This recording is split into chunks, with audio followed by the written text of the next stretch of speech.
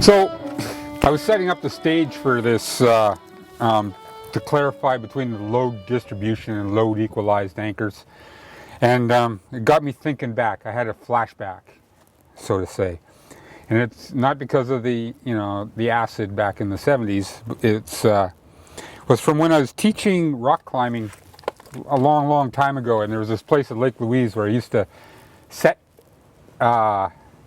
people up for failure. And what I mean was, when I'm looking for an anchor, quite often, in my mind, what I'm looking for is stuff that I can use naturally, because I can understand that. And so here, of course, my eye went straight to this. Can I get a sling around this block? And sure enough, I can, and it fits in there nice and tight, and I shorten it out.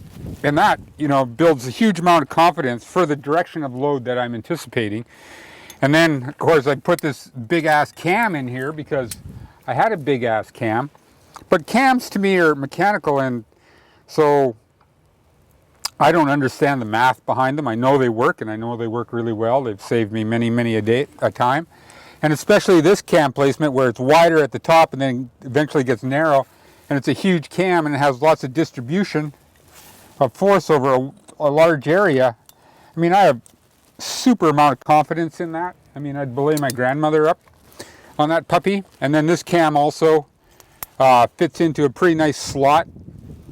And so I was building this anchor here, getting ready to demonstrate this load distribution, load equalization, and I got to thinking, this is a good teaching moment for what I used to do.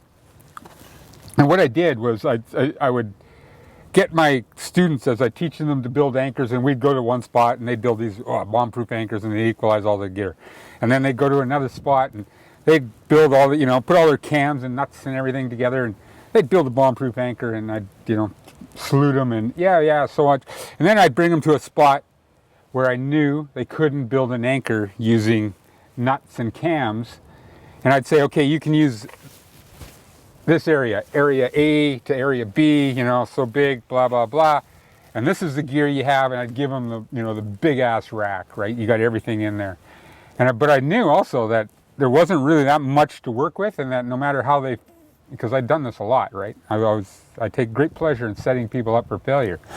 And then of course they'd come along and they'd go, and they'd have this finicky, and it'd be all equalized, and they'd have all the things that we're talking about all the time on these YouTube videos, and they'd have the twists and nuts and stuff coming from space, and it would all come together, and then I'd look at it and it's like, okay, yeah, well, bang, and then give it a good tug and it would fall apart, right? And then the next guy would come along and bang, bang, bang, give it a good tug and it would fall apart, even though there was like several pieces involved in it. And, and of course I said, you can, use whatever you want, do whatever you want here. And, the solution to the problem was something as simple as this. Instead of using the gear that we're familiar with, was to pick up, I could just even look here. There's a rock, right? Take the sling out. I could put that there, drop a sling around it, and that makes pretty good, that makes a pretty good piece of gear. And then